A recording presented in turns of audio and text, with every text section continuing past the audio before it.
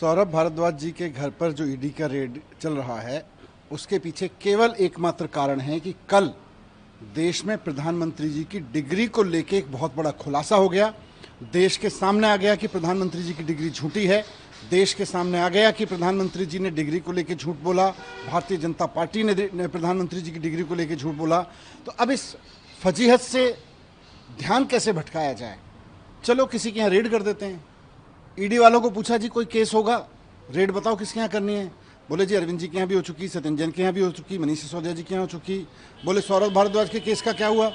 तो ईडी वालों ने बताया सौरभ भारद्वाज के बारे में कि जी सौरभ भारद्वाज जब मंत्री थे, केस तो उस समय से पुराने का है, वो जब वो मंत्री नहीं थे।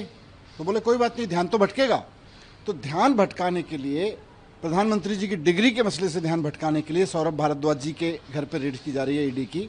और मजाक है, बच्चा भी हंसेगा इस बात को सुन के कि सौरभ भारद्वाज के घर जिस केस में रेड हो रही है वो उसके मंत्री बनने से पहले का केस बताया जा रहा है, और रेड तब के लिए हो रही है जब वो मंत्री बना। तो हद है यार, कुछ भी कर लेते हैं। मतलब ध्यान भटकाना है, थोड़ा जवाब दे देते हैं, हाँ जी डिग्री के बारे में गलती हो गई हमसे, या डिग्री का सच ये है। यूनिवर्सिटी के लोग आके कह देते डिग्री पे बात नहीं करेंगे, फर्जी केस करेंगे। तो इनकी डिग्री भी फर्जी, इनके केस भी फर्जी।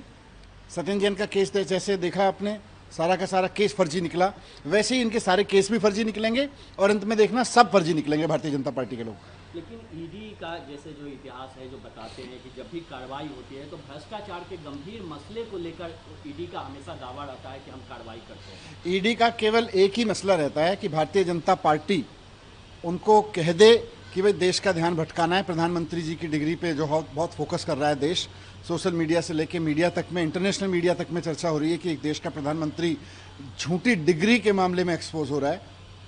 तो ईडी का काम, ईडी को काम ले लिया उन्होंने। ईडी का यही काम रह गया आजकल। ईडी का काम भ्रष्टाचार रोकना थोड़ी है। भारतीय जनता पार्टी जब फंसने लगे तो उन मुद्दों से ध्यान भटकाना है।